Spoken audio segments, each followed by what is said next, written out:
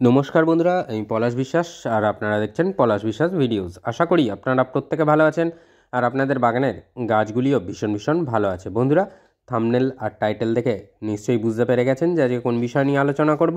হ্যাঁ বন্ধুরা, জবা ফুল গাছের জানুয়ারি মাসের পরিচর্যা।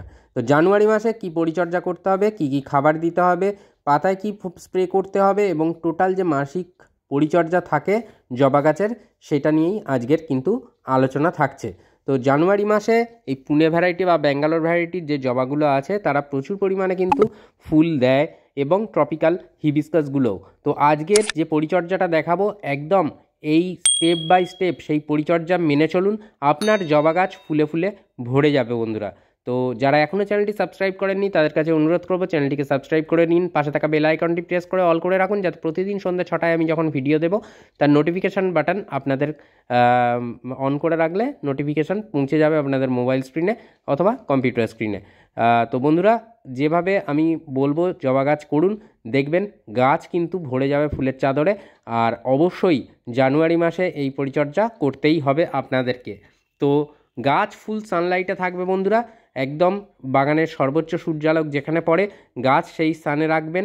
তাহলে দেখবেন যে জবা গাছ কিন্তু যেমন একদিক থেকে খেতে ভালোবাসে, তেমন কিন্তু সূর্যের আলোটাও ভীষণ পছন্দের তার।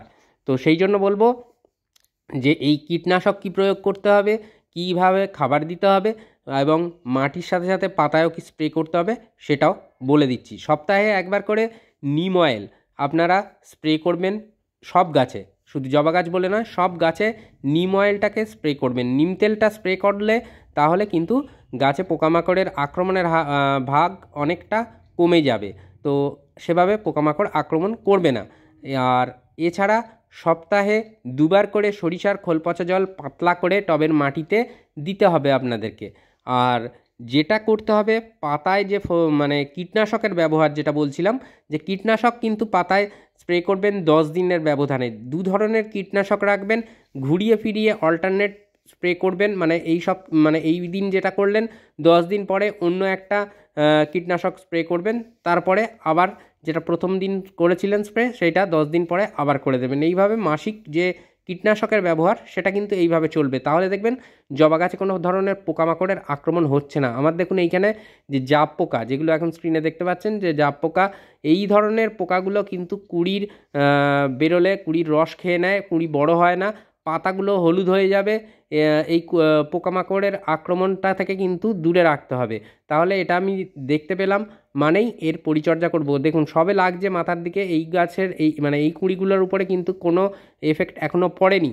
তাহলে মানে দেখতে পেয়েছি মানেই কিন্তু ওটাকে কীটনাশক স্প্রে করে দিতে হবে। যদিও আমি 10 দিন ছাড়া করি, তারপরেও এই যে বৃষ্টি হয়ে গেল কিছুদিন আগে, তারপরে পরেই এই ঘটনা। তো যাই হোক, এইভাবে স্প্রে করে কীটনাশক যদি স্প্রে করেন তাহলে কিন্তু খুব ভালো রেজাল্ট পাবেন। তো এই গাছটায় খাবার দেব, দেখতেই পাচ্ছেন। যারা নতুন আনবেন এখন নার্সারি থেকে কিন্তু পুনে ভ্যারাইটির শীতের গাছের পাশাপাশি পুনে জবাগুলোও কিন্তু রয়েছে।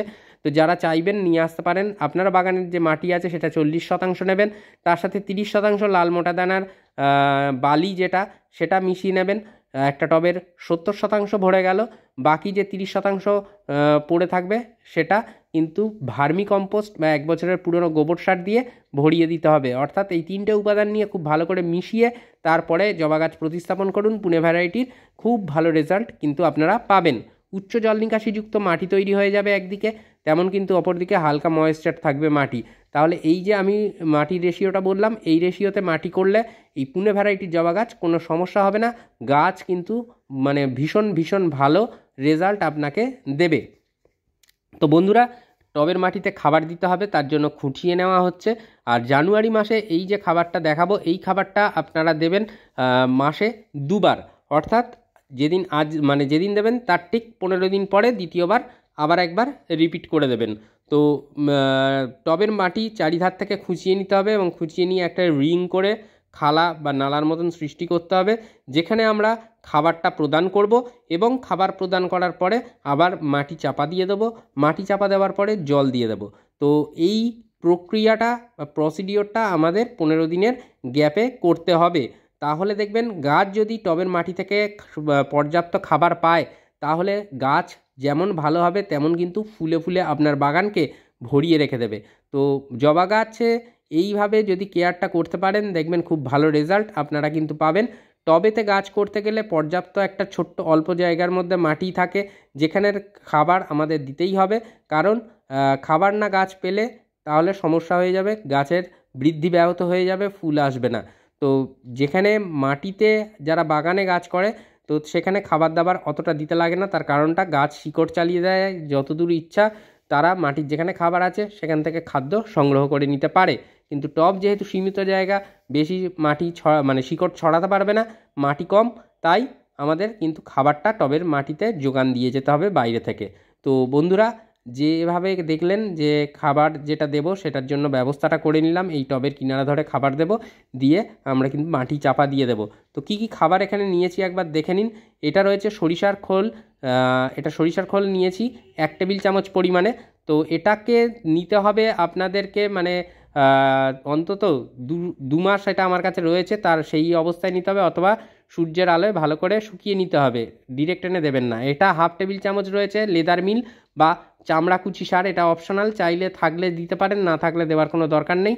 এটা 1/2 টেবিল চামচ নিতে হয়েছে, এটা নিতে হবে। আর এখানে 1 টেবিল চামচ রয়েছে লাল পটাশ বা মিউরেট অফ পটাশ যেটাকে বলা হয়, এর পরিবর্তে সালফেট অফ পটাশও ব্যবহার করতে পারেন, অর্গ্যানিক পটাশও ব্যবহার করতে পারেন, যার যেটা ইচ্ছা হবে সেটা। তো এরপরে যেটা ম্যাগনেসিয়াম সালফেট বা এপসাম সল্ট, এটা নিতে হবে 1/2 টেবিল চামচ পরিমাণে। এই এপসাম সল্ট বা ম্যাগনেসিয়াম সালফেট পাতার কিন্তু খুব ভালো একটা কাজে আসবে, উজ্জ্বলতা ঠিক রাখবে, পাতা সবুজ করে রাখে, আর তার সাথে সাথে কিন্তু ফুল আনতেও সাহায্য করে। এটা নিমখোল নিতে হবে 1 টেবিল চামচ পরিমাণে। নিমখোলটা রাখলে মাটি যেমন ভালো উর্বর হবে, তেমন কিন্তু পোকামাকড়ের আক্রমণের হারও কমে যাবে। এটা শিংকুচি এবং হাড় গুঁড়ো 1 টেবিল চামচ করে। এই কটা খাদ্য উপাদান আপনাদেরকে কিন্তু নিয়ে নিতে হবে। এটা জানুয়ারি মাসের জবা গাছের খাবার, আর এর সাথে সাথে কী কী স্প্রে করতে হবে সেগুলোও বলে দেবো। তার আগে বলে দিই যেটা এই খাবারগুলো খুব ভালো করে মিক্সড করে নেবেন, যাতে প্রত্যেকটা খাদ্য উপাদান প্রত্যেকের সাথে খুব ভালোভাবে মিশে যায়, সেই জন্য এই ব্যবস্থাপনাটা আমাদের করতে হবে। আর খুব ভালো করে মিশিয়ে নেওয়ার পর আপনাদের গাছের থেকে যে ফিডার রুটগুলো আছে তারা কিন্তু এই খাবারটা যাতে চারিধার থেকে সমানভাবে গ্রহণ করতে পারে, সেই জন্যই এই মিশিয়ে নেওয়ার ব্যবস্থাপনা।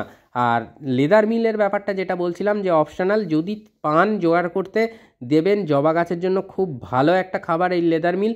আর প্রচুর পরিমাণে এর মধ্যে থেকে গাছ নাইট্রোজেন পায় এবং গাছের বৃদ্ধি দুর্দান্ত হয়, আর তার সাথে পাশাপাশি যে খাবারগুলো দেওয়া রয়েছে সেইগুলোর প্রভাবে ফুল আসবে। তো প্রচুর মানে ঝোপালো গাছ যেমন হবে, দ্রুত বৃদ্ধি পাবে, তার সাথে সাথে কিন্তু অজস্র পরিমাণে ফুল আপনারা গাছ থেকে পেয়ে যাবেন। তো চলুন খাবারটা দিয়ে নিই, এবং দিয়ে নেওয়ার পরে মাটি চাপা দিয়ে জল দিয়ে দেবো। তো এরপরে যে ব্যবস্থাপনাটা করতে হবে সেটা হচ্ছে পাতায় ফোলিও স্প্রে। পাতায় কি ফোলিও স্প্রে করব আমরা? পাতায় মাটিতে যেটা দিলাম সেটাকে ম্যাক্রোনিউট্রেন্ট বলা হয়, অর্থাৎ এর মধ্যে এটা সাধারণত এনপিকে অর্থাৎ নাইট্রোজেন ফসফেট পটাশ জাতীয় সার। তো এরপরে যেটা করতে হবে যে অনুখাদ্য বা মাইক্রোনিউট্রেন্ট আপনাদেরকে কিন্তু বা গাছে প্রয়োগ করতে হবে। তো যে কোনো মাইক্রোনিউট্রেন্ট হতে পারে, যেটা আপনার কাছে আছে সেটাই গাছে ব্যবহার করবেন। মাটিতে খাবার দেওয়ার ঠিক 2 দিন পরে এই মাইক্রোনিউট্রেন্ট আপনাদেরকে কিন্তু গাছে ব্যবহার করতে হবে, মানে গাছের পাতায় ব্যবহার করতে হবে। তবে সিউইড বেস ফার্টিলাইজার বা সিউইড বেস যে মাইক্রোনিউট্রেন্টগুলো আছে, যেমন সাগরিকা বা আপনার অলউইন গোল্ড সুপার বা বায়োভিটা এক্স, এরকম ধরনের যে সিউইড বেস ফার্টিলাইজার বা সিউইড বেস যে অনুখাদ্যগুলো আছে সেইগুলো যদি আপনারা গাছে প্রয়োগ করেন, খুব ভালো জবা গাছ রেজাল্ট আপনাদেরকে দেবে। তো এর ঠিক 2 দিন পরে পাতায় আরেকটা জিনিস স্প্রে করতে হবে, যে কোনো একটা প্ল্যান্ট গ্রোথ রেগুলেটর আপনারা কিন্তু জবা গাছের পাতায় স্প্রে করে দেবেন। এই সময় যে কোনো প্ল্যান্ট গ্রোথ রেগুলেটর হতে পারে, বাম্পার হতে পারে, বুস্টার 2 হতে পারে, প্ল্যানোফিক্স হতে পারে, বা এরকম মিরাকুলান হতে পারে, যেটা খুশি আপনারা কিন্তু নিয়ে প্রয়োগ করে দেবেন। তো আশা করি বুঝতে পারলেন যে কিভাবে জবা গাছে জানুয়ারি মাসে পরিচর্যাটা করতে হবে, এবং যাতে করে প্রচুর পরিমাণে ফুল আপনারা জবা গাছ থেকে পান, সেই জন্য আজকের এই পরিচর্যার ব্যবস্থাপনাটা আমি বলে দিলাম। তো আশা করি ভিডিওটা ভালো লাগলো। যদি ভালো লাগে লাইক, কমেন্ট আর বাগানপ্রেমী বন্ধুদের মাঝে শেয়ার করার অনুরোধ রইল। আবার আসছি আগামীকাল ঠিক সন্ধ্যে 6টায়। ততক্ষণ সকলে সুস্থ থাকুন, ভালো থাকুন, প্রচুর পরিমাণে গাছ লাগানোর পাশাপাশি অবশ্যই দেখতে থাকুন পলাশ বিশ্বাস ভিডিওস। মন থাক চিরসবুজ, পৃথিবী হোক সবুজময়, এই বলে আজকে এখানেই সমাপ্ত করছি। খুব ভালো থাকবেন সকলে। আর হ্যাঁ বন্ধুরা, আমাদের কথা ভেবে তো অবশ্যই, আমাদের ভবিষ্যৎ প্রজন্মের কথা ভেবে আমাদের প্রত্যেককে কিন্তু বাগান করতে হবে। বাগান যদি থাকে তাহলে মনও ভালো থাকবে, আর তার সাথে জীবনদায়ী অক্সিজেনটাও কিন্তু আমরা পেয়ে যাব। তো নমস্কার বন্ধুরা, খুব ভালো থাকবেন সকলে।